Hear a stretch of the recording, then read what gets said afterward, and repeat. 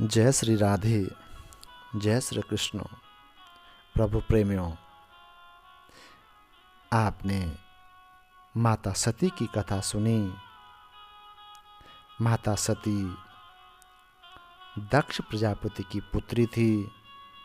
इसे तो आप सभी लोग भली भांति जानते हैं।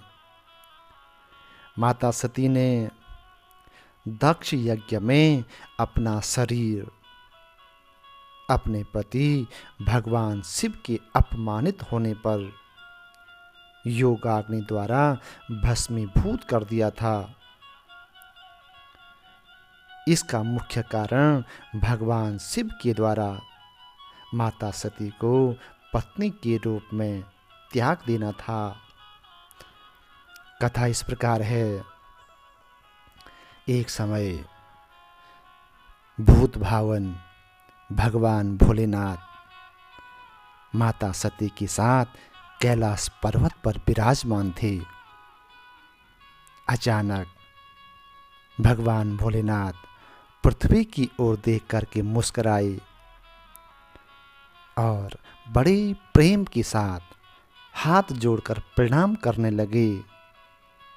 मेरे आराध्य प्रभु को मेरा प्रणाम। हुआ क्या दिव्य रूप है मेरे प्रभु का। तभी भगवान भोलेनाथ के इस प्रकार दंडवत प्रणाम को देख करके माता सती अचंभित हुई, आश्चर्य में पड़ गई। अरे मेरे भोलेनाथ, ये आप किसको दंडवत प्रणाम कर रहे हो? माता सती ने पूछ लिया। स्वामी, आप सबसे बड़े देवता हैं। संसार आपको देवादिदेव महादेव के नाम से पुकारता है। क्या मैं आपसे पूछ सकती हूं कि आप किसे प्रणाम कर रहे हो? तभी भोलेनाथ ने ठंडी सांस ली और फिर प्रणाम करते हुए पृथ्वी की ओर देखा। हे सती, वो देखो, उस सघन वन में बलकल वस्त्र पहने हुए, बलकल यानी भगवा वस्त्र, वो जो दो पुरुष जा रहे हैं, जो आगे चल रहे हैं, वही मेरे प्रभु हैं, जिनका मैं निरंतर ध्यान करता रहता हूं। माता सती के मन में संदेह रूपी बीज अंकुरित हो गया और भोलेनाथ से बोली कि क्या ये साधारण सा दिखने वाला आपका स्वामी है? भगवान भोलेनाथ कहते हैं, निसंदेह सती, यही मेरे आराध्य प्रभु हैं, अयोध्या नरेश महाराजा दशरथ के पुत्र श्री राम। सती को लगा कि इस साधारण से पुरुष में ऐसी कौन सी बात है कि मेरे स्वामी इनको अपना प्रभु मानते हैं, अपना आराध्य मानते हैं। भगवान भोलेनाथ माता सती के अंतर्मन की बात समझ गई। हे सती, लगता है आपको मेरे प्रभु पर संदेह है। यदि आपको मेरे प्रभु पर कुछ भी संदेह है तो जाकर के आप परीक्षा लो।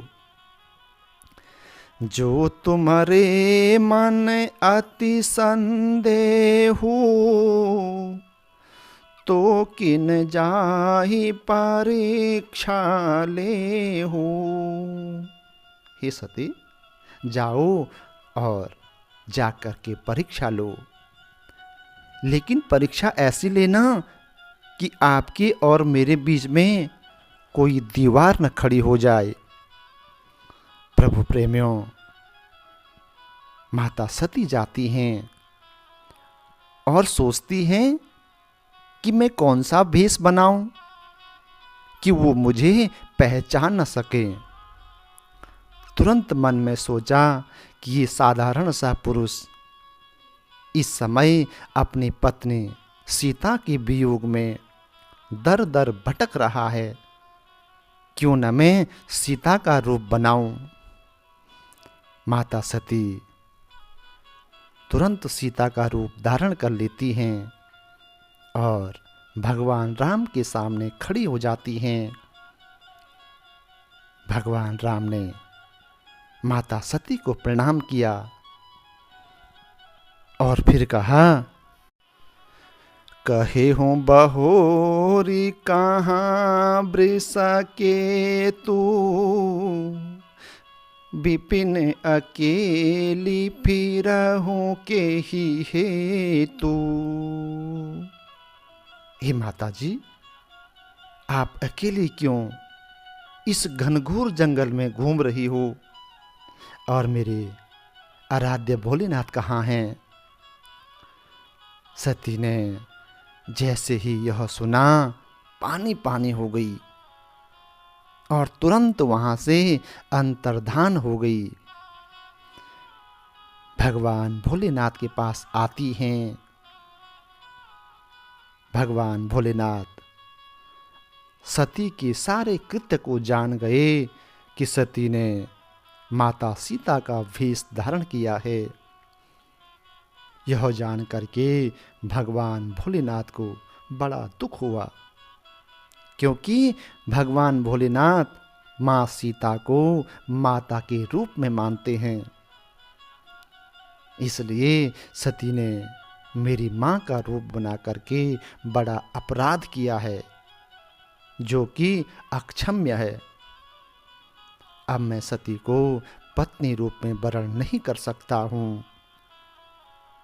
सती को भगवान शंकर ने मन ही मन त्याग दिया और आज अपने सामने बैठने के लिए आसन दिया। पत्नी हमेशा पति की बाईं ओर बैठती है, लेकिन आज भगवान भोलेनाथ ने माता सती को बाईं ओर न आसन दे करके अपने सामने आसन दिया। माता सती समझ गई कि भोलेनाथ ने मुझे पत्नी रूप में अस्वीकार कर दिया है। तभी अचानक दक्ष यज्ञ होता है और माता सती उस यज्ञ में जाकर के योगाग्नि द्वारा अपना देह त्याग देती हैं और भगवान शंकर से प्रार्थना करती हैं। सती मरत हरि सन वर मांगा, जन्म जन्म शिव पद अनुरागा। तिहि कारण हिमगिरि ग्रह जाई, जनमी पार्वती तनु पाई।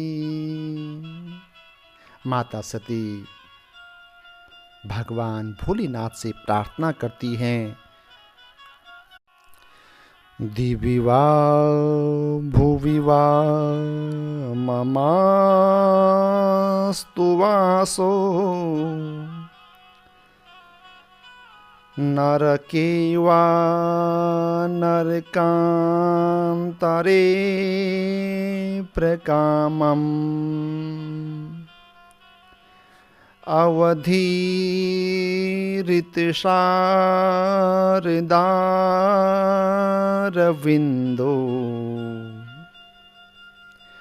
चरणों ते मरणेऽपि चिन्तयामि।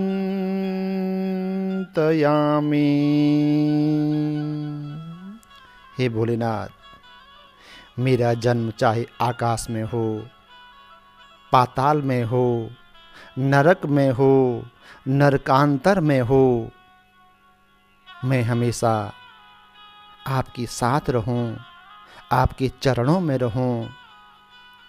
और वही सती अगले जन्म में हिमालय और मैना के घर में जन्म लेती हैं। पार्वती का रूप पाकर के भगवान भोलेनाथ की पत्नी बनी। यह सती कथा इस प्रकार संपन्न होती है। बोलो भगवान शंकर की जय। जय जय श्री राधे श्याम।